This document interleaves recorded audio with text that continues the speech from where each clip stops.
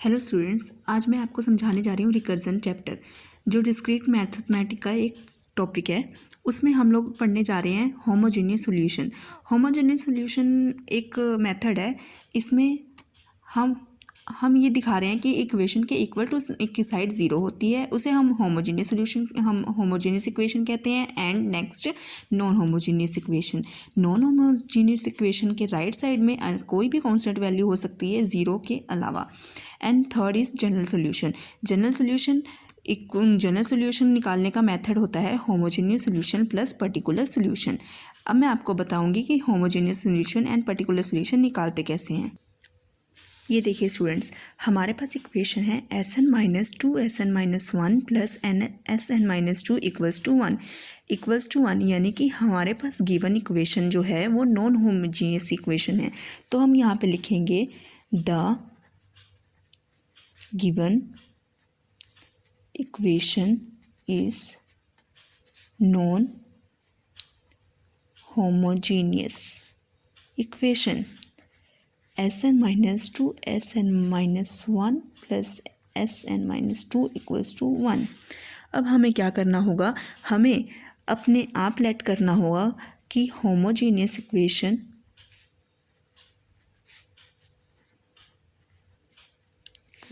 In this given equation. इसमें से homogeneous equation निकालने के लिए हम क्या करेंगे, इसमें लिखेंगे Sn-2 Sn-1 plus Sn-2 equals to 0। हमने बताया था पहले कि राइट साइड में ज़ीरो हो तो वो होमोजेनियस इक्वेशन बन जाती है। उसके बाद हम इसको आगे सॉल्व करेंगे। इसमें सबसे पहले हमें क्या करना है, होमोजेनियस इक्वेशन निकालने के लिए सबसे पहले पुट करेंगे Sn को इक्वल्स टू a की पावर n। हमें पूरी इक्वेशन को इसके इक्वल पुट करना है और इसके साथ ही हमें ये भी दिखाना है कि Sn-1 में भी पुट होगा an-1 एंड इसके साथ ही Sn-2 में an-2 पुट होगा एंड सो ऑन। ये ऐसी प्रोसीजर चलता जाएगा।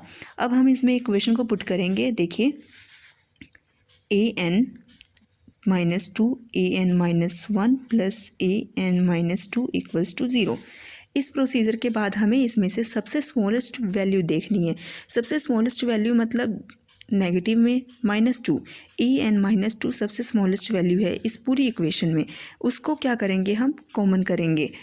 यहाँ पे लिखा an-2 और अब जो हमें कॉमन रह गया है वो हम बीच में लिखेंगे। इसे ध्यान से समझिए।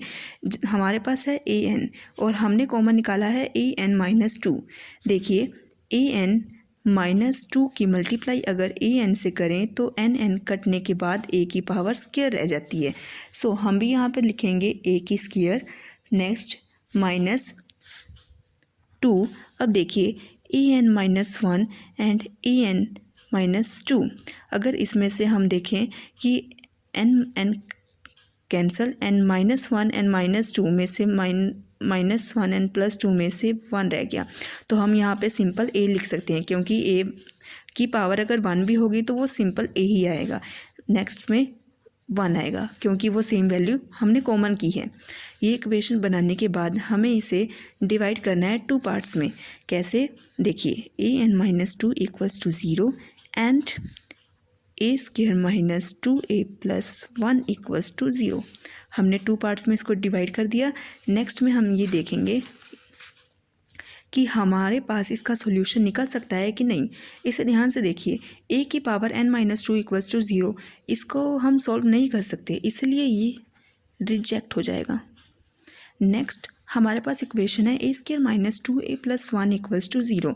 इसमें हमें फैक्टर्स बनाने पड़ेंगे। फैक्टर्स बनाने ईज़िली सबको आते हैं, इसलिए हम इसे फैक्टर्स कर देंगे।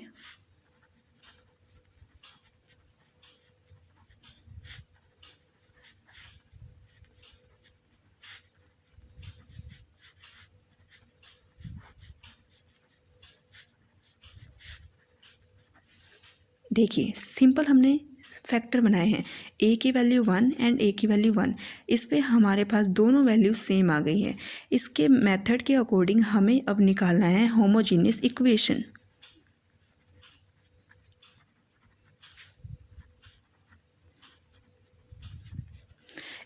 इस वैल्यूज़ को हमें होमोजेनियस इक्वेशन में यूज़ करना है। यहाँ पे लिखेंगे SNH। H का मतलब है होमोजेनियस इक्वेशन। इसमें हमारे पास मेथड है, अगर हमारे पास A की वैल्यूज़ दोनों सेम आती है उसके अकॉर्डिंग हमारा फॉर्मूला क्या बनेगा, C1 plus C2 dot n bracket 1 की पावर n। ये 1 इसलिए आया है यहाँ पर क्योंकि इन दोनों की वैल्यू सेम है 1 1, इसलिए हमारे मेथड के according C1 plus C2 dot n brackets में 1n। ये हमें फॉर्मूला याद करना पड़ेगा। एंड नेक्स्ट हमारे पास ये इक्वेशन बन गई फर्स्ट, क्योंकि हमारे पास होमोजेनियस इक्वेशन निकल चुकी है। एंड नेक्स्ट हमने क्या निकालना था, पर्टिकुलर सोल्यूशन। यहाँ पे लिखेंगे पर्टिकुलर सोल्यूशन। अब उसमें हम देखिए क्या करते हैं, पर्टिकुलर सोल्यूशन में हमें पता करने के लिए हमें पहले ये लिखना पड़ेगा कि राइट हैंड साइड में हमारे पास कौन सी वैल्यू है, 1 है, हमने लिख दिया। एंड हमें ये देखना है कि पर्टिकुलर सोल्यूशन में सॉल्व करने के लिए हमें SN को क्या पुट करना है। हमारे पास 1 है और वो भी दोनों सेम वैल्यू है सर। हम सबसे पहले क्या पुट करते हैं, P। हम सबसे पहला स्टेप P ही उठाते हैं। SN को P यानी कि उसकी पूरी इक्वेशन में P को पुट करना है, SN की जगह P लिखना है हमें। तो नेक्स्ट हम करेंगे इक्वेशन में पुटिंग। तो हमारे पास इक्वेशन बनी P minus 2P plus P equals to 1। ये हमारी इक्वेशन बन गई जब हमने SN को P में पुट किया। तो अब इसे सॉल्व करिए P 2P minus 2P equals to 1। देखिए ये कैंसिल हो गए, यहाँ पे आ गया 0 इक्वल्स टू 1। 0 इक्वल्स टू 1 तो फॉल्स हो गई कंडीशन, इसलिए यहाँ पे लिखेंगे विच इज़ इम्पॉसिबल।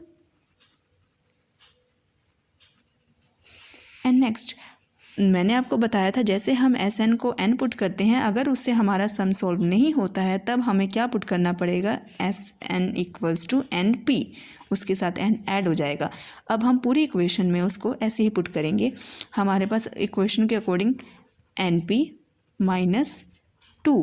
अब देखिए यहाँ पर P तो सिंपल आ जाएगा, लेकिन इक्वेशन में हमारे पास यहाँ पर n माइनस 1 है, n माइनस 1 है, इसके लिए हम यहाँ पर भी क्या लिखेंगे, n माइनस 1 और फिर प्लस P और नेक्स्ट में n माइनस 2 था, इसलिए हमारे पास n माइनस 2 आ गया और राइट साइड में 1 है, 1 लिख दिया हमने। अब इसकी हम ब्रैकेट्स खोलेंगे और मल्टीप्लाई करेंगे। देखिए NP minus 2PN plus 2P plus PN minus 2P equals to 1। हमने सिर्फ ब्रैकेट्स ओपन की है और मल्टीप्लाई की है। एंड हम अब सॉल्व करेंगे। NP 2NP माइनस 2NP, देखिए ये कैंसिल हो गए आपस में, इक्वल्स टू 1। ये भी कैंसिल हो गए आपस में, 0 इक्वल्स टू 1, इसमें भी 0 आ गया। इसका मतलब ये कंडीशन भी हमारी फॉल्स हो गई, तो यहाँ पे लिखेंगे इम्पॉसिबल। नेक्स्ट हमने SN इक्वल्स टू, जैसे हमने NP पुट किया था वैसे ही नेक्स्ट स्टेप में हमें क्या पुट करना पड़ेगा, SN की स्क्वायर P। ये प्रोसीजर तब तक चलता रहेगा जब तक हमारे पास P की वैल्यू नहीं आ जाती, और जब तक ये 0 के इक्वल यानी कि ये ट्रू नहीं हो जाती कंडीशन, तब तक हमें ये प्रोसीजर आगे चलाना पड़ेगा। SN equals to n square P put किया है हमने। अब हम इस इक्वेशन में पुट करेंगे n square P minus 2P। जैसे देखिए फर्स्ट स्टेप में हमने n था इसलिए n माइनस 1 लिखा था। अब यहाँ पर क्या लिखेंगे, n माइनस 1 की होल स्क्वायर, क्योंकि यहाँ पे n की स्क्वायर है, प्लस P n माइनस 2 की होल स्क्वायर इक्वल्स टू 1। अब हमें सिंपल ब्रैकेट ओपन करनी है। देखिए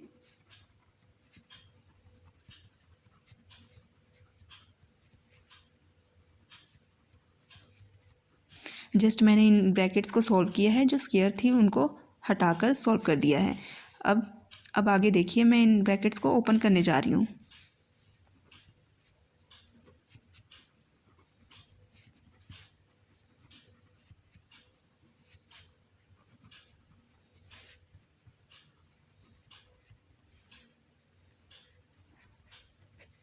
मैंने सिंपली इन ब्रैकेट्स को ओपन किया है। अब इसमें प्लस माइनस करेंगे हम, ध्यान से देखिए n स्क्वायर P और n स्क्वायर P ये कैंसिल हो गए आपस में। अब यहाँ पे देखिए यही प्लस है, प्लस कैंसिल नहीं हुए हैं, ये आ गया 2n स्क्वायर P। ओके, अब ये देखिए 4p एंड 4p ये कैंसिल हो रहे हैं आपस में। अब यहाँ पर देखिए -2p है और यहाँ पे +4p है, तो ये +2p आ गया इक्वल्स टू 1। अब देखिए ये आपस में कैंसिल हो गए। अब यहाँ पर आ गया 2p इक्वल्स टू 1। अब हम क्या करेंगे, p की वैल्यू निकाल देंगे 1/2। हमारे पास इसमें भी p की वैल्यू मिल गई है। अब देखिए हमारे पास जब इस p की वैल्यू मिल गई है तब हम उस इक्वेशन पे जाएंगे जो हमने पुट की थी, यानी कि ये हमारी इक्वेशन सेकंड बन चुकी है। और अब हम इसमें p की वैल्यू को पुट करेंगे।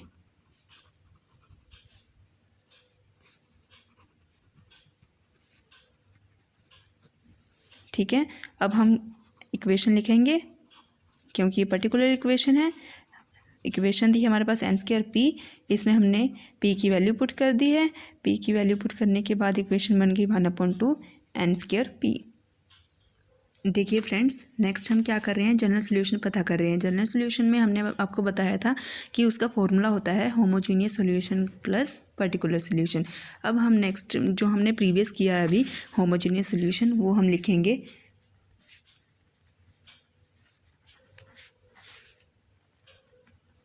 ये हमारी होमोजीनियस सॉल्यूशन जो हमने पीछे निकाली थी वो है, प्लस जो हमने अभी अभी पर्टिकुलर सॉल्यूशन निकाली थी वो थी 1/2 n²। ये हमारे पास बन गई जनरल इक्वेशन। जनरल इक्वेशन ये हमारे पास आ गई इक्वेशन थर्ड। क्वेश्चन में देखिए मैंने आपको बताया था हमारे पास इक्वेशन के साथ साथ 2 वैल्यूज़ गिवन थी, s0 equals to 2 and s1 equals to 5.5। अब हमें उन वैल्यूज़ को आगे यूज़ करना है। देखिए कैसे, अब हम यहाँ पे लिखेंगे पुट s0 इक्वल्स टू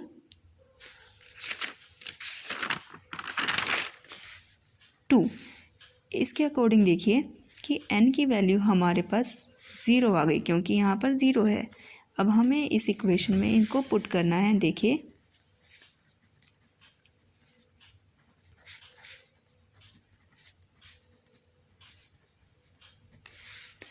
मैंने सिर्फ वैल्यूज़ पुट की है। अब इसकी वैल्यूज़ लिखेंगे।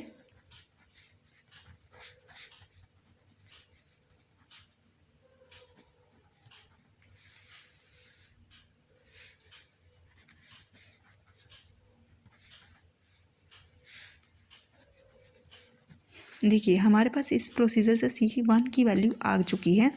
नेक्स्ट पुटिंग करेंगे जो हमारे पास वैल्यू गिवन है S1 इक्वल्स टू 5.5। इसके अकॉर्डिंग देखेंगे n की वैल्यू हमारे पास आ गई है 1।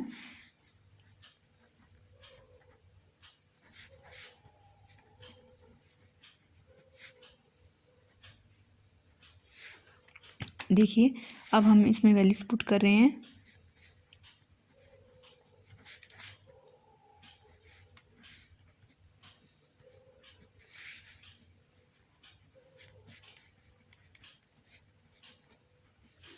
इस प्रोसीजर में हमें वैल्यूज मिल जाएंगी।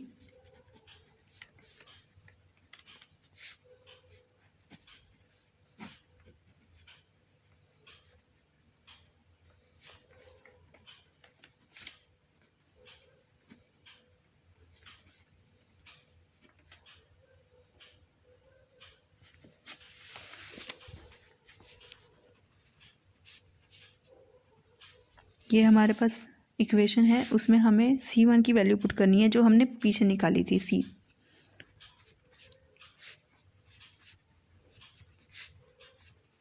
देखिए हमारे पास C और C1 एंड C2 की वैल्यू निकल चुकी है। अब हम क्या करेंगे,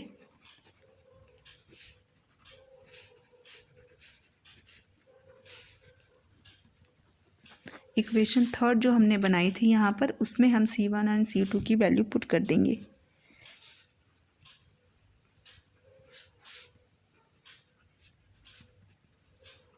ये थी हमारी थर्ड इक्वेशन।